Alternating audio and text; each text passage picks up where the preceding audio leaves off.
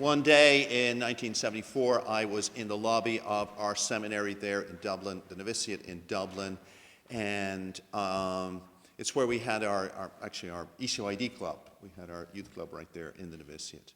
So I'm in the lobby and going by the statue of the Blessed Mother. Imagine it not there, but imagine it more where that large painting of Our Lady of Light is.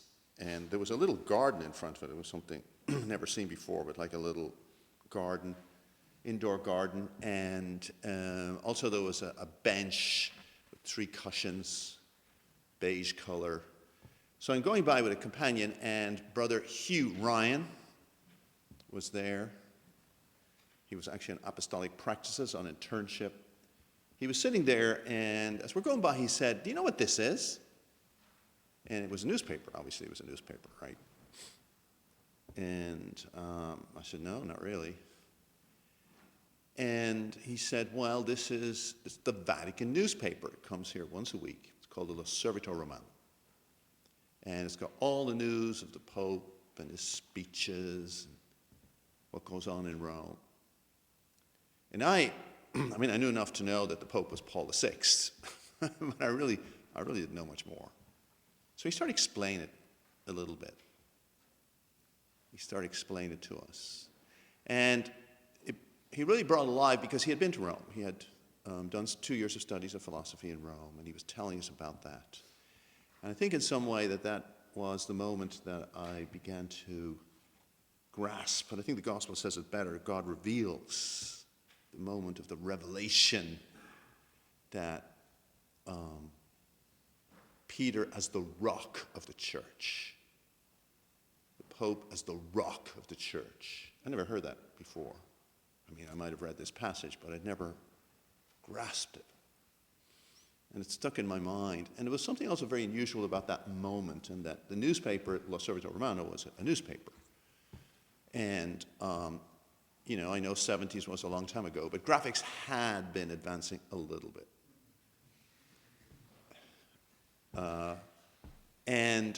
But this newspaper's graphics were out of date.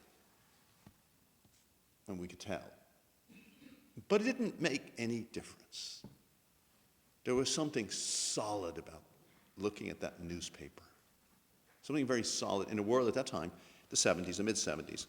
Things were very turbulent in the whole world. And it was something solid. It was that feeling, that emotion. Anyway, a few years later, I think it's 1978, I am now finishing my humanities in Salamanca. It's summer. We're getting ready to go to Rome. You know what I mean? I think it's around August. And the news comes that Paul VI, that we the Pope, that Brother Hugh Ryan had told us about there with the newspaper, had died. And anyway, obviously we're watching the funeral. We're watching everything there. And anyway, a few weeks go by, and the bus comes from Rome. So there's a legionary, the driver, drove from Rome. I think he drove on his own. It was about 3 days trip. And so we were boarding the bus for Rome. It was an unbelievable trip. It was unbelievable. It was 3 days. We went to Lourdes first. I think we went to Lourdes. I almost think it was the first night we spent in Lourdes. We sleep in a retreat center or something. Then I remember going by Monte Carlo. It was just a sparkling Mediterranean.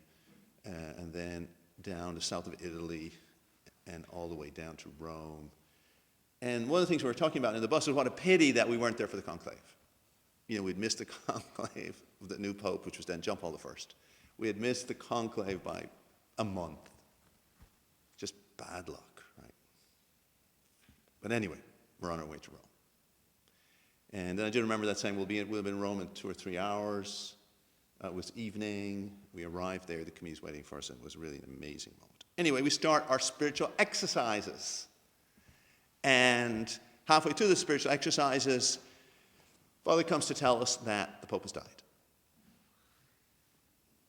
I don't want to tell you the words that I thought of because it's going to give the wrong impression. I thought, action replay. We're going to see a conclave. Okay, you can imagine, right, the moment comes. That's a moment when they say the Pope has been elected, and we all head to the Vatican. I'd just been there for a while. I was just a few there, 2-3 weeks, 2 weeks maybe. And we were on the last bus, so by the time we get to St. Peter's, it is chock-a-block full of people. I mean, it is unbelievable. Not only is the square full, but the streets pouring out of it are full. I'm there with about 4 or 5 legionaries. I'm the youngest. Brother Owen Kearns was there. And I just turned to everybody. I mean, I don't know what got into me. And I said, nobody is going to stop us seeing the Rock of Peter. So, Indian file, straight line. And we just, I said, I'm going to use my height here because I could see a little more above the people, right? So we just started a walk at full speed right into the crowd, saying, "Scusi importante," right?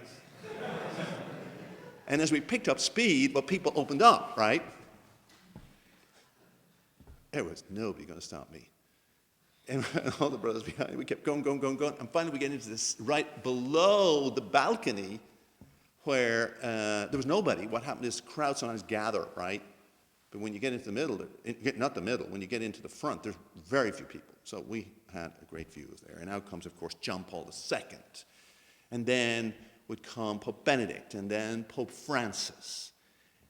And I think this whole grace the gospel talks about, the revelation of Peter as the rock of the church, is very important to understand the Decretum Laudatus.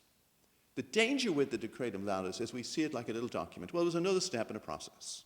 There was a process, and this was a step, and in 1965 we got this little piece of paper.